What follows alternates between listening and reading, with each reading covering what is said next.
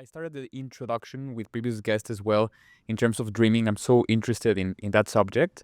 I've had neuroscientists and I asked them about my dream as well.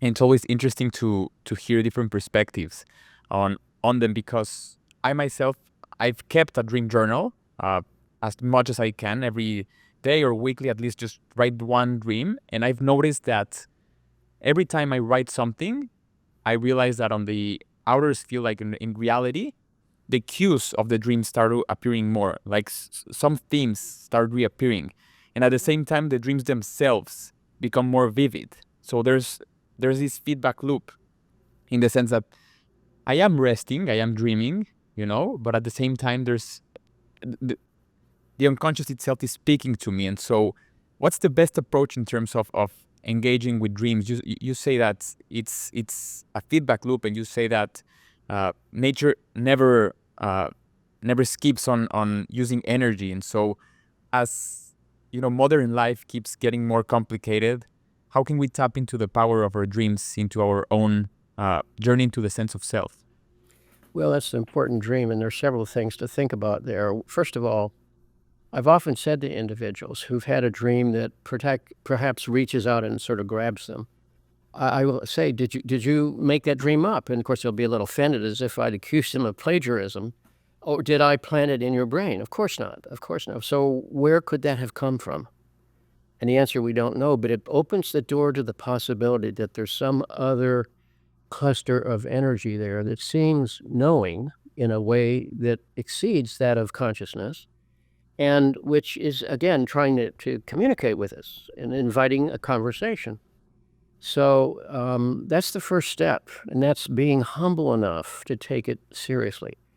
Notice how quickly people are willing to say, oh, that was on the television last night, on the evening news, or such and such happened to me at the office. Well, that's one of the ways the ego consciousness pushes away this radical proposition that there is, again, something in me that knows me better than me, and it comes out of the depths, which are especially fathomless in a way.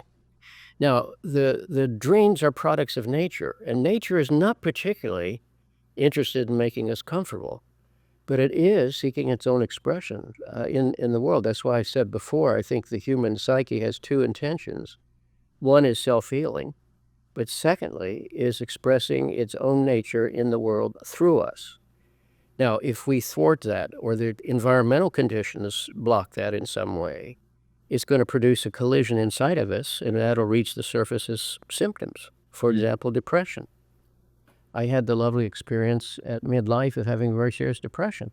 It's what ultimately led me out of academia and the life of the mind, which I loved still, but into a different kind of work over time, because I had to ask the question, not how quickly do I get rid of this depression, but why has it come to me? Why has the psyche autonomously withdrawn its approval and support from the agenda that my conscious life is serving? And that's a humbling experience. That's not necessarily making me feel, as if I'm on top of the world. Quite the contrary. It's a call to accountability. Let's just say that you have a certain talent or a certain interest in life, but the attitudes that you've internalized or your external circumstances block you from doing that. Well, it's not going to go away. It's going to pathologize in some way. Remember, pathos is a Greek word for suffering. So it's going to cause suffering to that organism, and that reaches our eyes or ears by way of symptoms. So from an analytic standpoint, we don't say, how quickly do I get rid of this, but why has it come? What changes might it be asking of me? And that's where accountability really has to be weighed into the factor. If I'm not going to be accountable for what is essentially the wisdom of nature within, then nature is not going to be friendly to me. So the obvious, cliched example of that is a person who pursues career success, whatever that might look like, as a kind of monomaniacal attainment of self-worth or a position in society or something like that, and then hits that depression or winds up in self-medication or as a series of bankrupt relationships and so forth. We realize that person unwittingly has in some way produced that injury, that internal separation from his own soul. And when I use the word soul, that's just the literal translation of the word psyche. So the psyche involves our bodies, our emotions, our spirit, and the purpose in life too. So it's a kind of all-embracing term, and it has to do with the core being of that individual, of which we know only a sliver of possibility through conscious life.